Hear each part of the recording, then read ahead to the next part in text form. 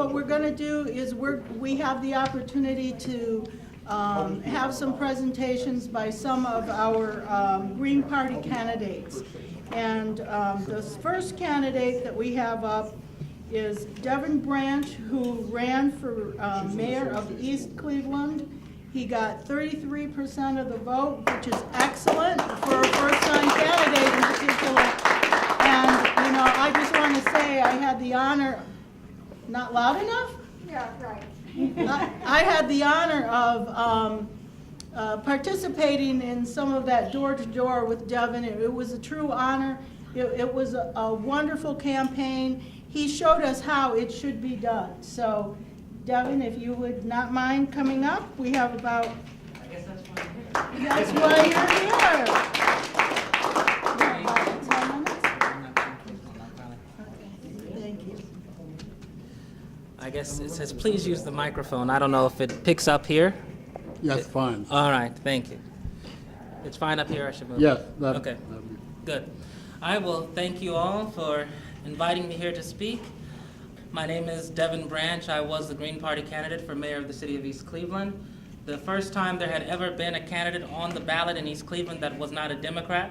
There's not even ever been a Republican candidate on the ballot since the city of East Cleveland has gone to the partisan primary system. And so first I'd like to thank you for, of course, inviting me here, and then also for the many of you who came out to East Cleveland, and some of you who couldn't come out to East Cleveland but made other contributions to our campaign. Your support is greatly appreciated.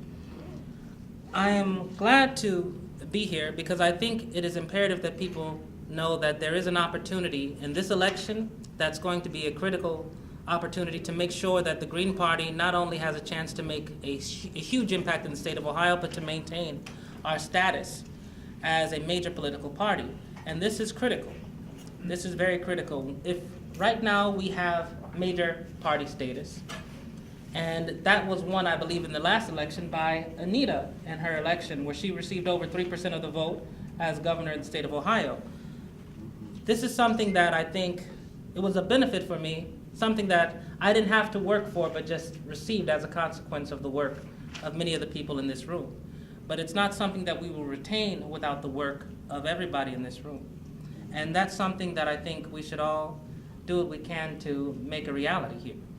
That making sure that we maintain major party status will make it much easier for people who are in the party to run for offices across the state without having ridiculous levels of signature requirements to meet.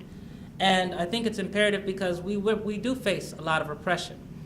And it's something that's not really appreciated by many people, but it's something to which I can speak to very, very seriously. During our election, in fact, I believe that right now, had it not been for acts of political repression, I would be standing for you as the elected mayor of the city of East Cleveland. And so in cities like East Cleveland, where there is a Democratic majority, overwhelming Democratic majority, there is a willingness to try to hold on to that majority. In some cases, irrespective of what laws even have to be broken. I was speaking earlier to Bob, and I want to inform you about an update related to that indirectly affected our campaign. Last week, we received the decision from the 8th District Court of Appeals. So before I ran for mayor, I led a recall campaign in East Cleveland to remove the mayor and the council president. And we were successful for the first time in the history of the city of East Cleveland. And as a consequence, the vice president of council became the mayor, and there was to be an appointment to fill the vacancies by the members of council. And I was one of the 2 people appointed to fill one of these vacancies. The mayor then declared my appointment illegal, threatened to have me arrested. I was actually already still out on bail for being falsely charged of assaulting the former mayor, and I was acquitted of that, but threatened to have me arrested if I took my seat. So 14 months later almost, after the election, after everything that we were fighting against has been now made moot, the Court of Appeals said, well, yeah, he had no right to do that.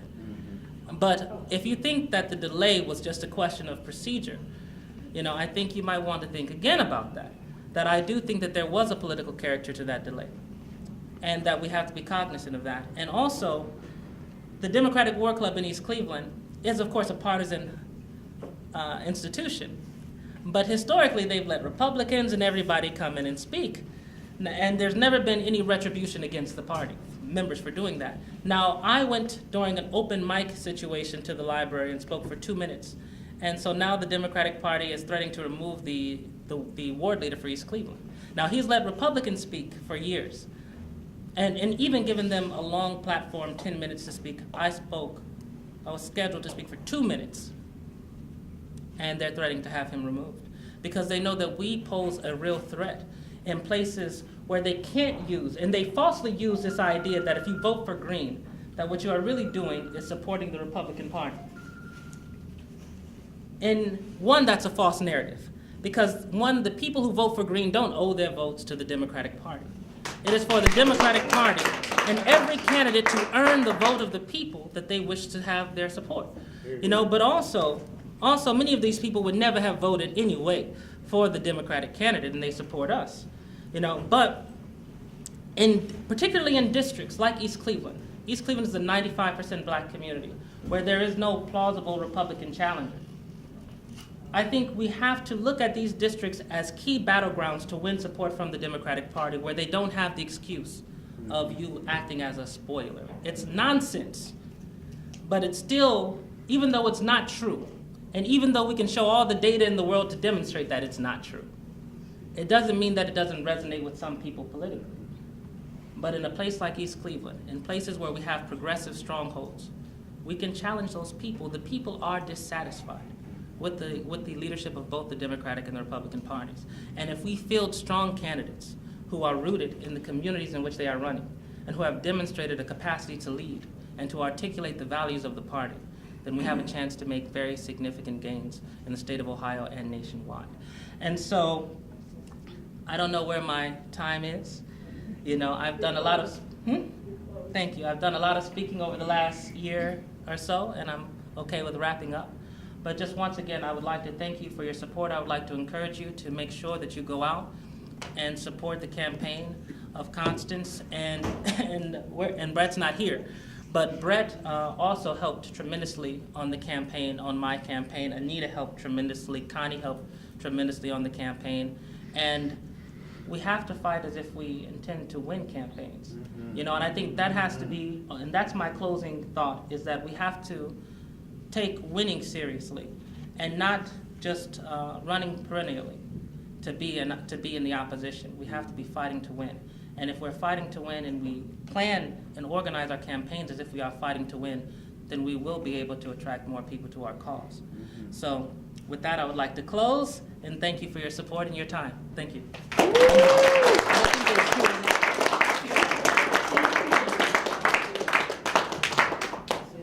we take a question? We really don't have a lot of time. But, okay, so our next speaker is actually not a candidate. It is our political director, Joe DeMar.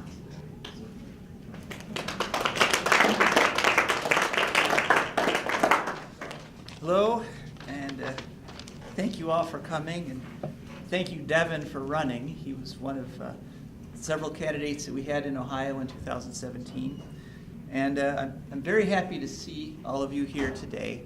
It was a very bright, clear morning this morning when I got up at 5:30 to make your pizza and start heading over here from Bowling Green. And it reminded me of another bright, clear morning of about a year ago when I was at Standing Rock.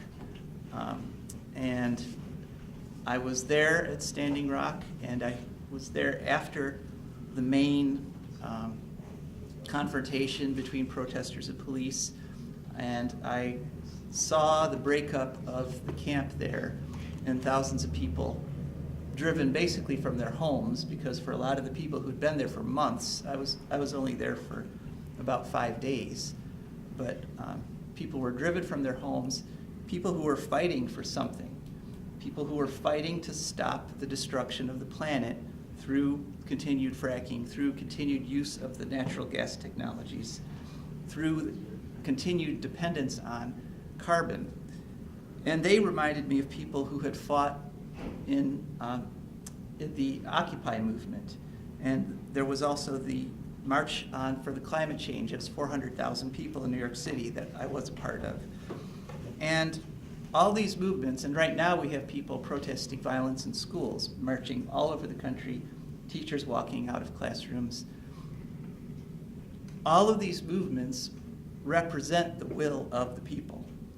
Most people want us to be off of fossil fuels and onto alternative energy and not nuclear power.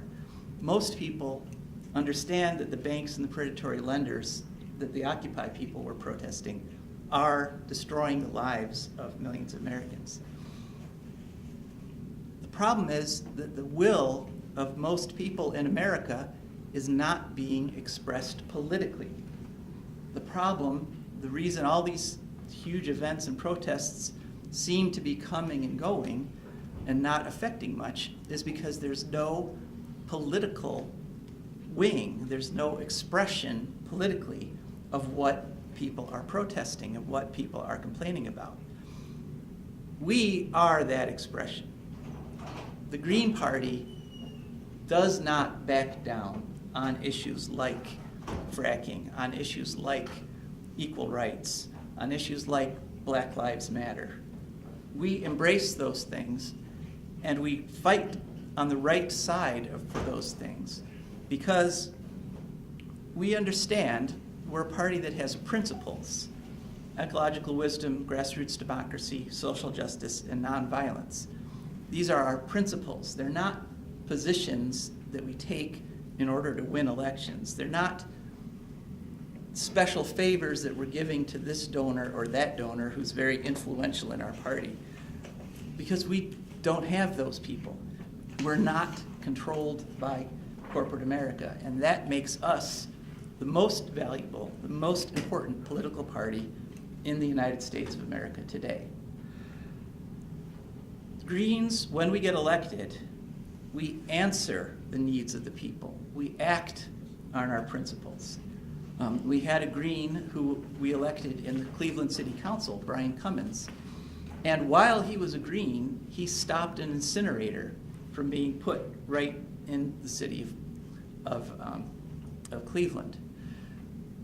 A lot of people, there was also there was a mayor who, while she was a Green, she stopped banks from foreclosing on people's homes by using the city's power of condemnation to condemn the homes. Now they can't be taken away from people. And then she sold those homes back to the people already living in them at rates they could afford. When people are elected as Greens and when they act as Greens, we solve these dilemmas. We're not feeding off of the needs of the people. Some of the parties, specifically, well, both the other parties, Democrats and Republicans, they talk about the problems. They talk to people about, oh, you're not doing as well as you were economically. Oh, you are being repressed. And they use those to get resources from those people and get them to vote for them and get them into their systems. But both those parties, when push comes to shove, act in the same manner. They both continue those problems. We're not a party that feeds off the needs of the people. We're a party that answers the needs of the people. And that's why I'm so proud and happy that we have a record number of Greens running in Ohio this year. This is something we need to applaud.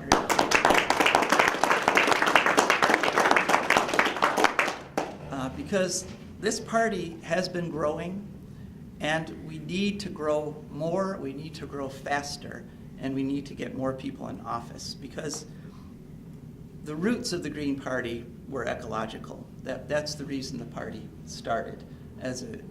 We were fighting nuclear power and nuclear weapons right from the beginning. And the scientists are telling us we have about 5 more years that we can act on global warming. We have about 5 more years to turn us away from fossil fuels. And we, Greens, understand this and will do it when we're put in office. And so we have to take those offices away from the parties that are bent on destroying this country. And a lot of the people here in this room today are going to help make that happen. Now, in conclusion, I just want to say that there was an old movie. Those of you who are baby boomers or even older might remember this movie. It was the Candidate with Robert Redford. And it was this movie about a politician, a young pretty boy who gets into politics, and he's, shifted through the process of, kowtowing to these people and appealing to those people and saying this thing which doesn't offend too many people over here. And he actually gets elected. And then the end of the movie, there's this big crowd cheering him on, and he's like, well, now what do I do? He had no clue. We understand what to do. We know what to do when we get into office. We will ban fracking when we have people in office. We will institute single-payer universal health care in the state of Ohio when we get people into office. And we will directly tackle this huge divide in wealth in our country, which is literally threatening to destroy our country. Civilizations cannot stand when all the wealth goes to a tiny percentage at the top and everybody else is poor. That's when civilizations collapse. And we Greens will not let that happen. We will fix that imbalance when we get into office. And obviously we haven't won every election, and we may not win every election that are represented here today, but we may well win some of them. Especially, I have a lot of hope for Constance and our gubernatorial candidates. But one thing I have learned in 20 plus years, well actually it's almost 40 plus years of being a Green and in politics, and that is that whenever you actually do something, you change everything. Whenever you actually put yourself on the ballot, you change the whole tenor of the race. When I ran for city council in Bowling Green, I made going to 100% renewable energy one of my campaign strategies. And I got 11% of the total vote, and I got 35% of the vote that the winner got. I didn't get elected, but the very next, within months, the democratically controlled city council decided to put the largest solar array in the state of Ohio into the city of Bowling Green.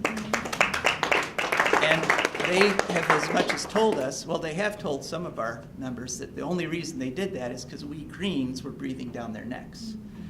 So fight as Greens.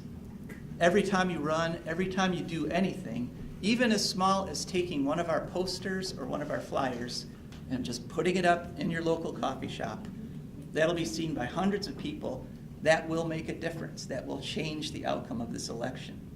But do something. We all have to do something. We can't all run for office, but we can all help our candidates. And I just want to thank you all for being Greens and for being here helping to save the planet. Thank you. Thank you, Joe.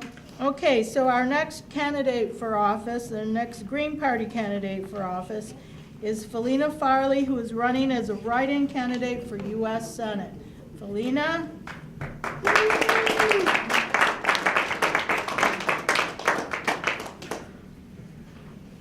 Okay. Hello, everybody. Hi, Felina. Hi. So I'm running for U.S. Senate. This is my first run for office ever. So I'm going to full gusto and going to try to take down our Senate and make them go tech. So I am a technologist. I've been in technology since I was 8 years old when I first learned the shell. And I haven't forgotten about the shell. The shell is still there, and I've been a computer geek ever since. I have a lot of issues I want to address as a senator.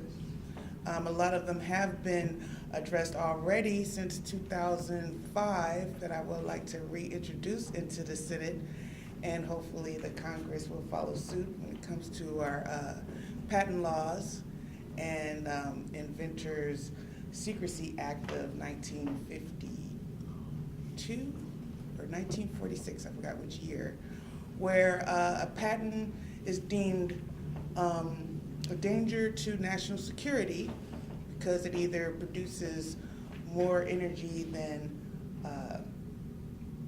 it produces more output than input. And if it's over 70%, they'll lock it under key.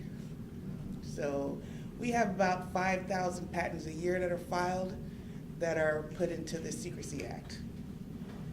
That could change the whole direction of our planet, that I would like to see finally get unleashed and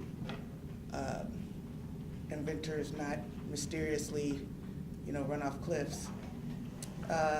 There are some other issues I have with technology, especially in our medical field.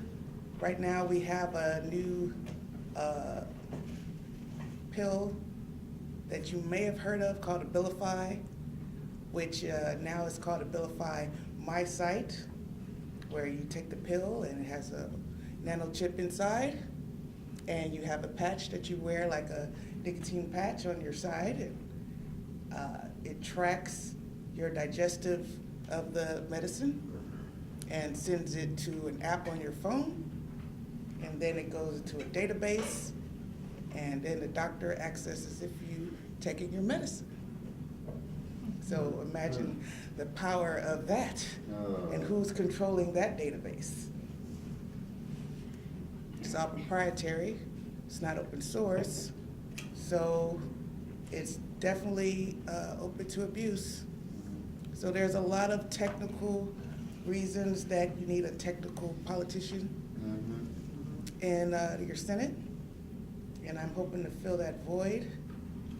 We have a lot of people that are, my goal is to get more technologists interested in running instead of being the advisors for these politicians. We need a lot more STEM people in our government right now. And if we don't at least get a momentum going, we're in deep trouble. So that is my main goal. I have a lot of other issues, but those are the two big ones because they would take me years to implement as a senator. So those two is our health and our environment. And that's it for me so far.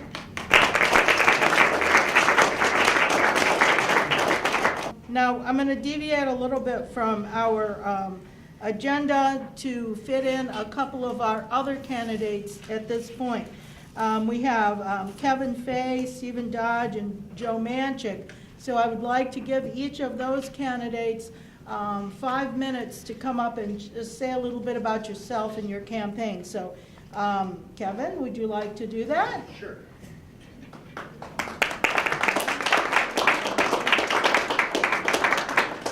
Hi, I didn't really know I'd be speaking today, so I don't have a speech prepared, so forgive me there.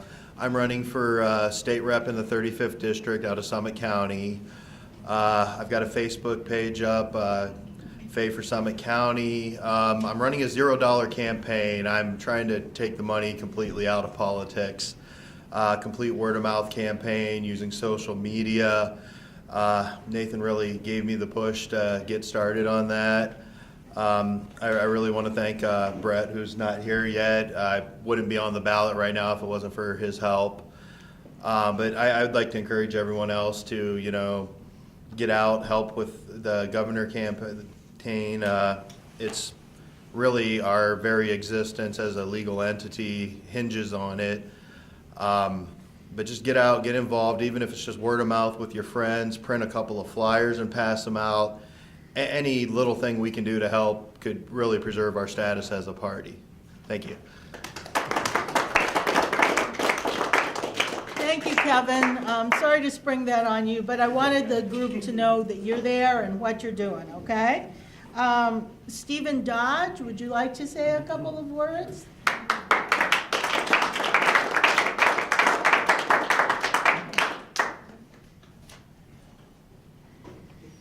Hello, my name is Steve Dodge. I'm a candidate for District 26 for the Ohio House.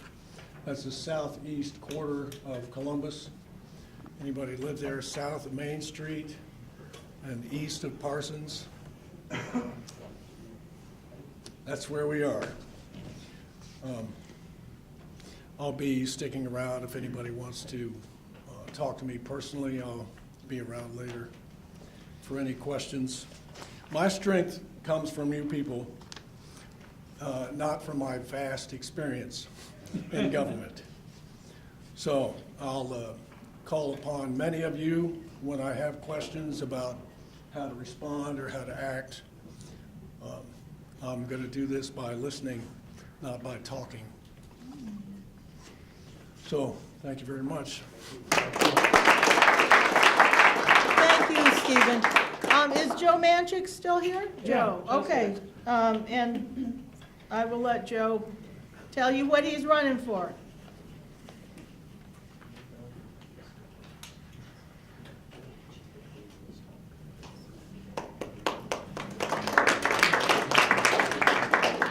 I'm Joe Manchik. I'm running for the United States House of Representatives in Ohio's 12th Congressional District. I was a candidate in 2016 for Ohio's 12th Congressional District also. And I ran against Pat Tiberi, the incumbent, who had $4.5 million in corporate cash to work with. Me, I got like $600 in donations. And I had to kick in another $600 of my own money just to cover the expenses for the campaign. But I still managed to get more than 13,000 votes. So I was pretty happy about that, actually. Some of the issues that I want to see happen in the United States House of Representatives, number one is the passage of U.S. House Resolution 676. For universal single-payer health care for everyone in America. That's the number one issue on my campaign.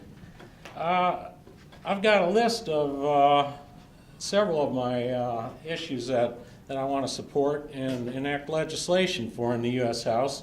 On my flyers here, and if everybody wants a flyer, I'll be happy to give you one so that you can spread it around and get the word out that there's going to be an alternative to the Democratic-Republican duopoly oligarchy mafia cabal that is running our country today.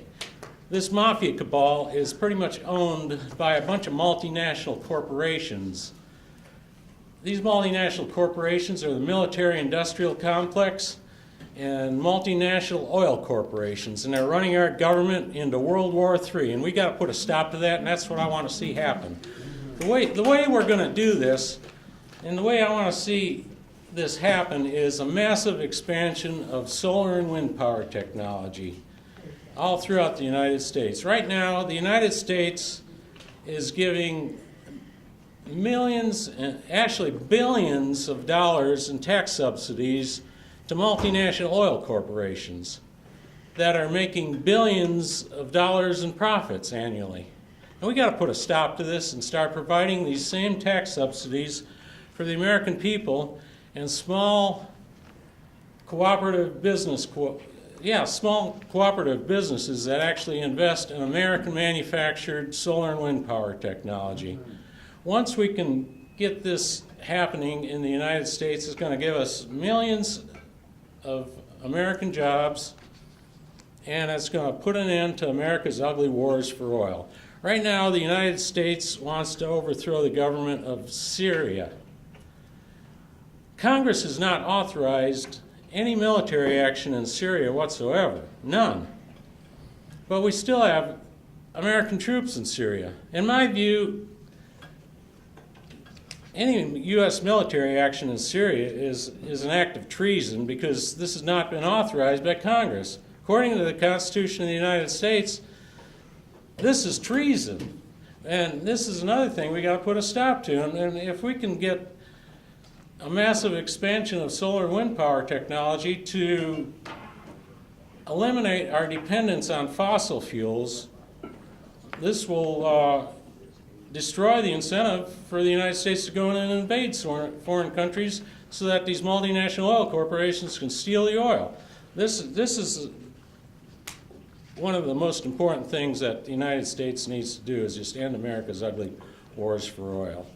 So there's several other issues that I want to see happen. I want to introduce legislation into the U.S. House of Representatives that will eventually lead to an amendment to the Constitution of the United States that will totally reverse Citizens United and will totally eliminate corporate personhood that Citizens United created in America. Citizens United basically allows corporations to have the same rights and privileges as the American citizens, and this is just wrong. We got to put a stop to it. Money is not speech. Corporations should not be running the country like they are today, and that's what I want to see stopped. I want to see an end put to this. So my name is Joe Manchik. I'm running for the U.S. House of Representatives. Please get the word out that the people of Ohio's 12th Congressional District will have an alternative to the Democratic, Republican, duopoly, oligarchy, mafia cabal. Thank you. Oh yeah, my website is on this flyer that I've got, and I'll pass one out to everyone. Thank you, Joe. Thank you. Oh, Anita, thank you very much for giving me the opportunity to be on the ballot. If it wasn't for you and Bob, I wouldn't be on the ballot today. Thank you. You're welcome. And just let me say, it's been a real honor for me to represent the Green Party every time I've run for office and not won. But I feel like I won in other ways, you know, and I think any candidate can tell you that some of us do very well.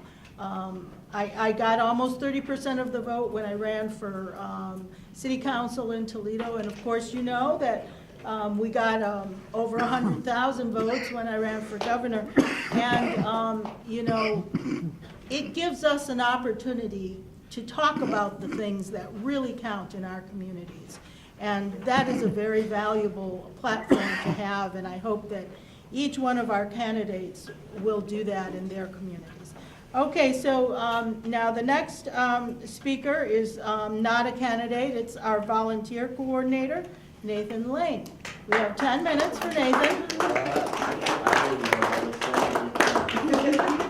Didn't you look at the agenda? No, apparently I didn't. I didn't realize I was speaking here today. I don't think I'll use 10 minutes. Okay, great. Oh, just FYI, the next speakers, in case you didn't know, are Jake Ellis and Sam Richards from the Sorry about that. I guess I should have reviewed the agenda, huh? My name is Nathan Lane. I'm the volunteer coordinator with the State Green Party. I'm also the volunteer coordinator with the Constance's campaign. Basically, I just try to point all of the new people that come into the party in the right direction, wherever that may be. I need assistance at the local level. If anybody's interested in helping out as a volunteer coordinator at a regional or county-wide level, we are looking for other people to assist with that effort. It's a lot for 1 or 2 or 3 people to handle. It also is something that, with me being in Cincinnati, sometimes a person might be better suited towards volunteer intake in Columbus or Cleveland or Toledo, for instance. So this is a really big election year for us. 3% is really critical for us. As has been alluded to, though, 34% wins this race. I think it's really viable for us to consider 34% as our goal. If we aren't actually trying to win, after all, what are we trying to do? So I'll keep it brief. If anybody, we're not doing questions now, right? If anybody has any questions, I'd be happy to answer them, or I could take them later. Not really a question, but a statement I'd like to make to everyone here, and what my wife and I used to say when we campaigned for Bernie, tell 10 people to tell 10 people. That's one.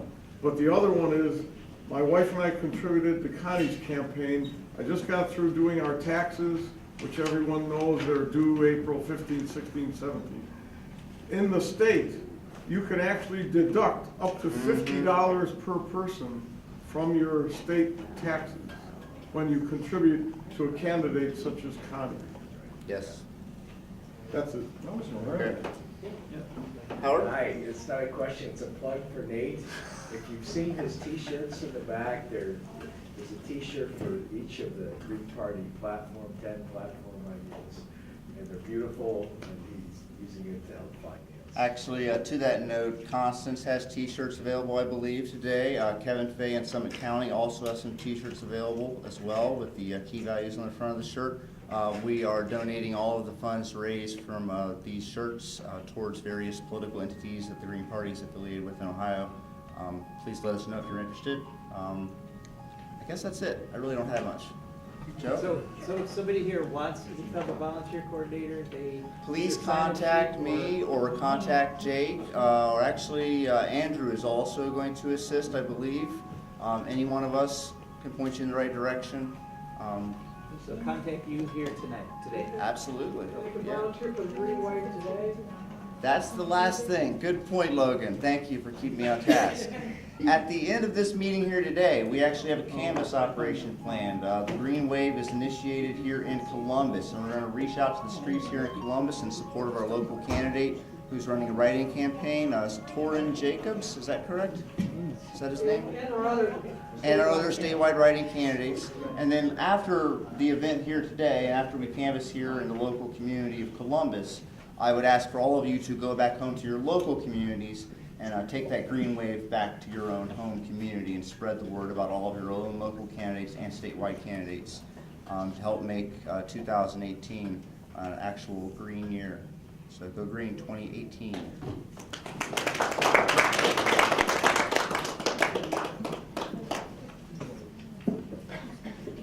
Thank you, Nathan, and I just really want to let you know that Nathan has done a ton of work. You know, there's lots of people in the Green Party of Ohio who do a lot of work, who give of themselves, who use their own money to get places, and give huge amounts of time to make sure that we continue to have a political party. Next on the agenda is Jake Ellis, Director of Development, and Sam Richards, Youth Caucus Representative. And I believe you have 10 minutes together. And then after that, what we're going to do is we're going to introduce one more candidate, and then we're going to have some question and answers for Connie and Brett, if Brett ever gets here. Gary, do you need to go first? It's up to you, if you would like to. Sure, I'll get it out of the way. Okay, go first. Get it done. Thank you. Thank you. Hi, my name's Gary Cox, and I decided to run for state senator. I'm disgusted with the two-party system. I am inspired to run by Bernie Sanders. I thought he was speaking the truth, and I thought he was right on when he said our democracy is at risk, our government's corrupt, and the economy is definitely rigged in favor of the 1%. So I'm running in the 19th district, which is all of Delaware County, it's all of Knox County, and there's a little sliver in Franklin County, which it can't be due to gerrymandering, but it sure does look like a little lightning bolt that goes, it's like from Ohio State up through Clintonville a little bit, Tamarack Circle, and then up kind of close to 315, and then the boundary between Franklin County and Delaware County. I just want to give people an alternative. You know, we need to get money out of politics, and I am going to advocate for a state constitutional convention and a federal constitutional convention, because that's the only way we're going to get money out of politics, is to amend the Constitution. You can't do anything legislatively. You've got a Supreme Court decision that either needs to be reversed or the Constitution needs to be changed. So that's one of the things I'm really going to work for. I'm working with this group called American Promise, and they're trying to get this 28th Amendment passed, which would take money out of politics. I also believe, you know, we need universal health care. I'm willing to look at other states to see what other states are doing in terms of providing universal health care. I think the government needs to tax and spend, and we're certainly not taxing enough to raise revenue to provide certain fundamental services, which I think government needs to provide, which is health care, elderly care, after-school daycare, housing, and maybe even food and clothing if you really want to get radical. Maybe we should think about a local sustainable agricultural system instead of big ag where everybody gets sick because all the food goes to these, huge food processing facilities, which is regulated by the Food and Drug Administration, which doesn't really test genetically modified organisms. They're just generally recognized as safe. Well, if I take a match, which is safe, or if I take a gallon of gasoline, which is safe, but if I put them together, you have, unintended consequences. So I've decided to run. The name of my campaign is the Cox No Money Campaign, because I don't have any money. Green Party doesn't have any money. We don't have PACs. We don't have super PACs. I tried to file my JLEC disclosure statement, and I paid for it, the $40 with a Cox No Money Campaign check. So I'm trying to make a statement, and I need to get my name out there. I've never run for politics before. I'm an attorney, and I worked for the Attorney General's office for 14 years prosecuting polluters. And then I resigned to, it was great, EPA was the client. And then I resigned to become an organic vegetable farmer for 2 years. I farmed with a friend out on the west side of Franklin County at a place called Just This Farm, which is like a Zen concept of just this moment. So I farmed with my good buddy Kevin, got back into the law, and helped form a nonprofit organization called the Farm to Consumer Legal Defense Fund, where we represented farmers who sold their food directly to the consumers and tried to argue, not that successfully, but argued that because it's a private transaction, government shouldn't regulate it. If I'm going to sell you a dozen eggs, why should the government tell me that they have to be packaged, or they need a label, or they need to be candled or stored at a certain temperature? Who cares? So I did that, and I've been trying to get into retirement the last couple of years, and I just decided to run for state senator. The seat is vacant now. Chris Jordan was the incumbent. He's been termed out. So they got this guy, Andy Brenner, who used to be in the Ohio House. Now they're pushing him over into the Ohio Senate in the 19th. So I'll be running against him, and then Louise Valentine, who's the Democratic candidate. So, yeah, thanks for the opportunity to speak. Okay, Jake and Samuel? Thank you, Gary. Hey, so my name is Samuel Richards. I'm chair of the Young Greens, and we get the fun task of talking about fundraising today. And I think it's actually really crucial and really energizing to talk about this, because one of the best ways that you can impact this campaign and this party is by organizing people around you to help us fundraise. One of the things that I think that we should establish and that we will establish is find an issue that you really care about. I was just talking to Jake earlier, and he said the schooling system. And so here we are in Ohio. We have a corrupt school system that doesn't actually fund the people it needs to fund, and we're only learning 4 core subjects. That's something that excites Jake, and that's something that we can rally behind and find people behind. So what Jake needs to do is find 5 people who were asking for $50, and trying to get that sort of network where you can rely on the groups that you're a part of and the organizations that you're a part of, and start creating a real green network that we can rely on. Today we've heard so many things from a lot of great candidates and speakers, but for those who are asking ourselves, how can we really impact things, it's fun to hear all these candidates speak, but at the end of the day, we need to get these candidates elected. At the end of the day, we need to actually do something with the momentum we've created, and this is one of the great ways that you can both find a subject that you care about, and that you can go to your own friend group or those who care about it as well. School system, I can name 5 people right off the bat, my 2 parents included, that I can find a support system and ask them to help contribute and stuff like that. The other thing that I wanted to say was it's so weird talking to all these lawyers who work in the Green Party, because it's very strange, but it's awesome because there's been a message that seems to be poking out at me from a lot of the different lawyers, and that's just do it. I think that so much we get caught up in trying to do the perfect thing or trying to do the thing that makes the story, but at the end of the day, the successful people versus the unsuccessful people are the people who just go out and do it.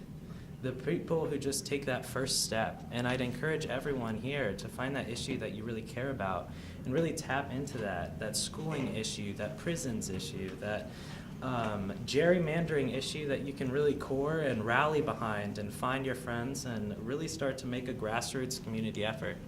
So today I'll be here, Jake will be here, Connie is a good resource, anybody that you can grab from our campaign. We can help you get connected. Andrew's another one. We can help you find those issues that you really care about and realize that Connie's been fighting for it for years and that it's part of the platform, from schooling to this industrial prison complex to even adoption and stuff like that. These are relevant issues that need to change today because we've been waiting for change for hundreds of years and it still hasn't come.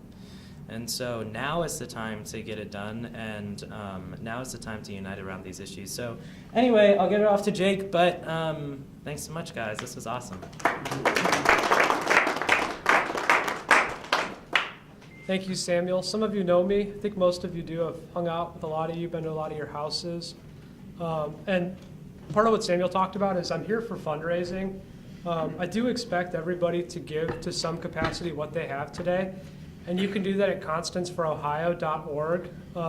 Realistically, if there's more than 20 people here, if those people gave $5 to $50, I mean, there's tools that we use on the software development side, which costs money, which are extremely efficient when it comes to productivity. I mean, we have to have money to run this campaign. Things cost money. And when we're talking about giving, I just want to talk about what everybody's sort of given to this campaign. Nobody is getting paid by this organization. This is a volunteer organization. The most we might get is some sort of stipend to go to the national meeting, which is, if you're not into politics, it's pretty dry. But I mean, that's it. That's what we get. Like I have 7 younger siblings, and I have a deep concern and care for children. And I don't get to see my brothers grow up because I care so much about this cause that I moved down here and dedicate most of every day when I have free time to Connie's campaign because I believe in the Green Party, because we are the last stand against the mafia cabal, Republican and Democrat establishment. It's absolutely unacceptable that people think that that's acceptable, and that when you're talking to people, they don't understand the implications of it. Like at every instance, when I'm at work, I'm talking to people, like my actual paid job, that sucks, or I'm dictated by a corporation. I talk to people and I say, hey, do you think you're worth what this company's paying you? And they say no. And I'm like, well, what are you going to do about it? And they just look at me. But it's about having consistent conversations with people in every facet of your life. I always carry flyers around with me with Connie because I'm going to have that conversation with everybody, because at the end of the day, we're all part of the same struggle of oppression by the system, and some of us more so than others. And some of us that have that privilege and that luxury have the obligation to step it up more so than those that don't. And we owe it to those people. Me and Connie recently went to a economic seminar, and for African Americans in this country, they're in a constant state of depression, like 1930s depression. That's not acceptable anymore. And if you're not donating, thank you. And if you're not donating, and you're not giving time to this cause, then why are you here? I'm just going to be honest. It's frustrating to have people that are apathetic, that will just obstruct progress but not do anything else. I would rather have people that are going to contribute, either financially or volunteer work. This is really important. And if you can become a monthly donor to any capacity, it will help this campaign seriously so much.